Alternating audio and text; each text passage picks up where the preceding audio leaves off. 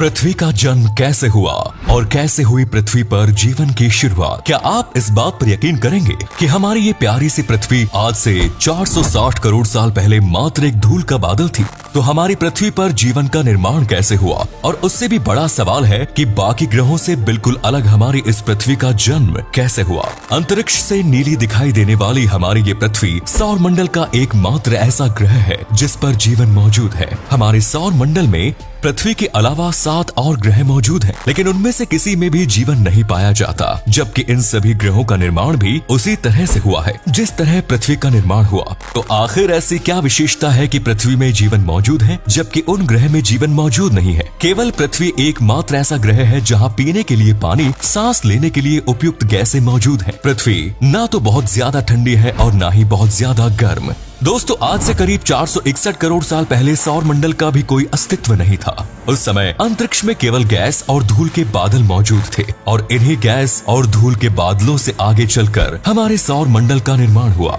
सौर मंडल के निर्माण के लिए सबसे विश्वसनीय theory the nebular hypothesis theory को माना जाता है। अंतरिक्ष में एक विशाल नेबुला में विस्फोट हुआ जिससे कि यह धूल और गैस के बादल आपस में जुड़कर बड़े बड़े उल्कापिंडों में बदलने लगे। उल्कापिंडों के अंदर घनत्व और तापमान बहुत ज्यादा हो जाने के कारण एक बार फिर से विस्फोट हुआ और इस विस्फोट में जन्म हुआ हमारे सूर्य का। सूर्य के जन्म के बाद अंतरिक्ष में मौजूद क्षुद्र ग्रह सूर्य के गुरुत्वाकर्षण बल के कारण इसकी परिक्रमा करने लगे। धीरे धीरे यह क्षुद्र ग्रह आपस में जुड़ते गए जिससे कि ग्रहों का निर्माण शुरू हुआ। लेकिन ये ग्रह आज दिखने वाले ग्रहों से पूरी तरह अलग थे। हमारी पृथ्वी ने अपना स्वरूप ग्रहण कर लिया था। आज से लगभग 450 करोड़ साल पहले पृथ्वी और मंगल ग्रह के बीच पृथ्वी के ही आकार का एक और ग्रह मौजूद था जिसका नाम थिया था। ये ग्रह भी बाकी ग्रहों की तरह सूर्य की परिक्रमा कर रहा था, लेकिन ये ग्रह हमारी पृथ्वी से टकरा गया और इस टक्कर का एक बहुत ही अच्छा परिणाम निकलने वाला था और इस परिणाम को आज हम चंद्रमा के रूप में देखते हैं।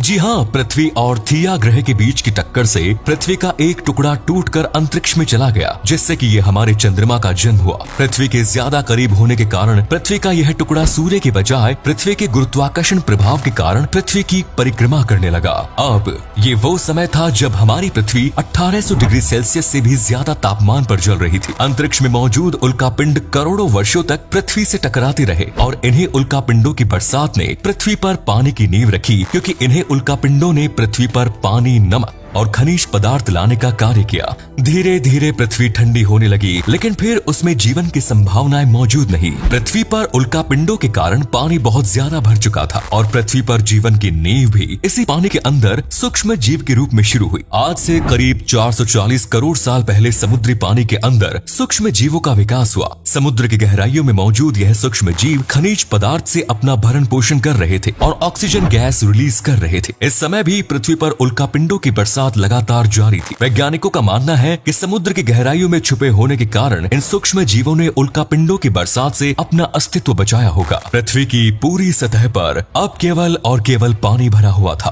और भारी लौह तत्व, रेडियो एक्टिव पदार्थ पृथ्वी के केंद्र में समा गए। समय समय पर पृथ्वी के अंदर से ये गर्मी ज्वालामुखियों के रूप में निकलना शुरू हो चुकी थी। इन्हें ज्वालामुखी से निकलने वाले लावा के ठंडे होने से पृथ्वी पर जमीन का निर्माण होना शुरू हुआ। समुद्र की गहराइयों में मौजूद सूक्ष्म जीवों की संख्या बढ़ती जा रही थी, जो कि बहुत ज्यादा मात्रा में ऑक्सीजन गैस रिलीज कर रहे थे। इन्हीं सूक्ष्म जीवों ने पृथ्वी पर वातावरण के निर्माण की नींव रखी। क्या आप इस बात पर यकीन करेंगे कि एक समय पर 1800 डिग्री सेल्सियस से भी ज्यादा तापमान पर उबलने वाली पृथ्वी कभी पूरी तरह से बर्फ में भी बदल चुकी थी? जी हाँ, पृथ्वी का ये समय आइस एज के नाम से जाना जाता है। पृथ्वी पूरी तरह से बर्फ में बदल चुकी थी और सूर्य से आने वाली किरणें भी अब पृथ्वी से टकराने के बाद पूरी तरह से परावर्तित होकर वापस लौट रही थी। लेकिन समय बीतने के साथ साथ पृथ्वी के अंदर मौजूद रेडियो एक्टिव पदार्थ की गर्मी के कारण एक बार फिर पृथ्वी पर ज्वालामुखी निकलना शुरू हुए और इन ज्वालामुखी की गर्मी के कारण पृथ्वी पर मौजूद बर्फ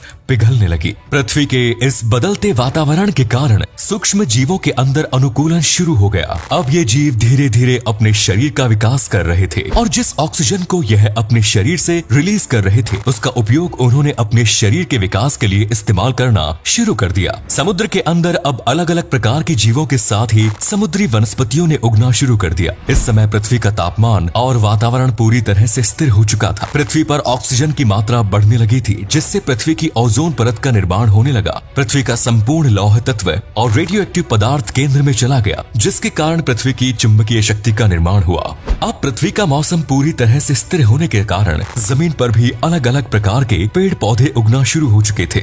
इन पेड़ों की ऊंचाई आज के पेड़ पौधों से 5 गुनी ज्यादा लंबी थी। अब समुद्री जीव पानी से बाहर निकलकर जमीन पर घूमने लगे और अनुकूलन के कारण अब इनका शरीर जमीनी जीवों के रूप में परिवर्तित हो चुका था। धीरे धीरे यह जीव डायनासोर्स के रूप में बदलने लगे। डायनासोर की भी अलग अलग प्रजातियां थी, जिनमें से कुछ शाकाहारी तो कुछ मांसाहारी। इन डायनासोर में से कोई कुछ उड़ने वाले भी थे। डायनासोर्स ने लगभग 15 से 20 करोड़ साल पहले तक इस पृथ्वी पर राज किया। ये वो समय था जब पूरी पृथ्वी पर केवल डायनासोर्स दिखाई देते थे। डायनासोर्स के अलावा एक और प्रजाति थी जिसे कि मैमल्स यानी कि स्तनधारी कहा जाता था। शुरुआत में ये पृथ्वी के अंदर बिलों में रहते थे और केवल खाने की चीजें ढूंढने के लिए ही बाहर निकलते थे, और इनकी यही विशेषता इन्हें पृथ्वी की सबसे विकसित मानव सभ्यता बनाने वाली थी। आज से करीब 6.5 करोड़ साल पहले 10 किलोमीटर की लंबाई और चौड़ाई के बराबर एक उल्कापिंड पृथ्वी की ओर बहुत तेजी से बढ़ रहा था। पृथ्वी की कक्षा में प्रवेश करते ही इस उल्कापिंड की स्पीड 70,000 किलोमीटर प्रति घंटे से भी ज्यादा हो चुकी थी। इस उल्कापिंड के पृथ्वी की कक्षा में घुसते ही गर्मी इतनी ज्यादा बढ़ गई